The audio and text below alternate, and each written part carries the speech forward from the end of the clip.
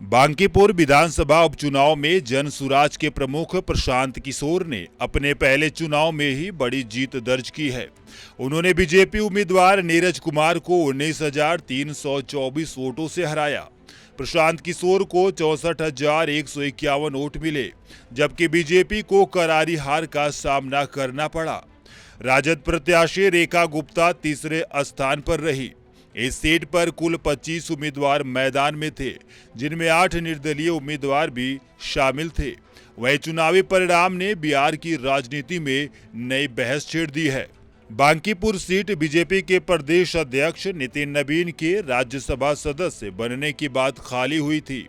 Party ने पहले अभिषेक बंटी को उम्मीदवार बनाया, लेकिन उनके चुनाव लड़ने से इनकार करने के बाद अंतिम समय में नीरज कुमार को मैदान में उतारा गया। लगभग 3 दशक से बीजेपी इस सीट पर जीत दर्ज कर रही थी, इसलिए इस हार को संगठन के लिए बड़ा झटका माना जा रहा। पार्टी अब नतीजों की समीक्षा की तैयारी में जुटी हुई है। करीब 3.8 लाख मतदाताओं वाले बांकीपुर विधानसभा क्षेत्र में 30 जुलाई को उपचुनाव के लिए मतदान हुआ था।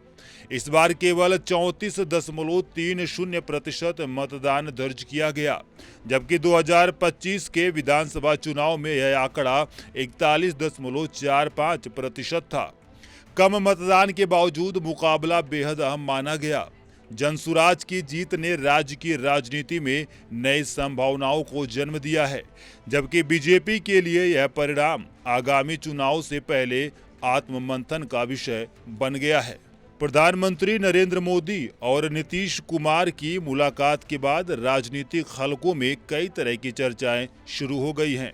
हालांकि दोनों नेताओं या एनडीए की ओर से इस बैठक को बांकीपुर उपचुनाव से जोड़कर कोई आधिकारिक टिप्पणी नहीं की गई।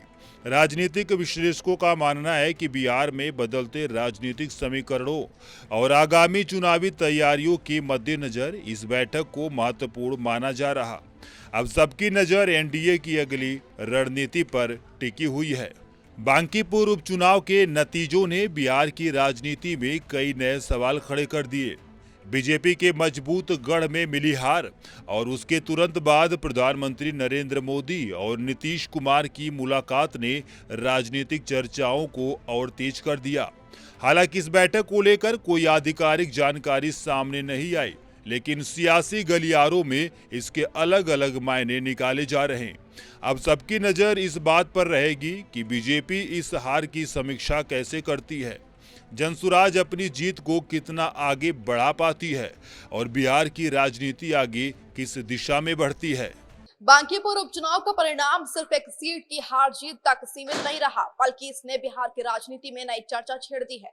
बीजेपी के मजबूत गढ़ ने जनसुराज की जीत और उसके तुरंत बाद प्रधानमंत्री नरेंद्र मोदी और नीतीश कुमार की दिल्ली में हुई मुलाकात ने राजनीतिक अटकलों को और तेज कर दिया है। हालांकि बैठक को लेकर कोई आधिकारिक जानकारी सामने नहीं आई है, लेकिन राजनीतिक गलियारों में इसके कई मायने निकाले जा रहे हैं। अब ये देखना दिलचस्प होगा कि एनडीए इस हार से क्या सबक लेता है और आगे की रणनीति क्या तय करता है। कैमरामैन पंकज के साथ मैं रिया तोमर, टीवी 100।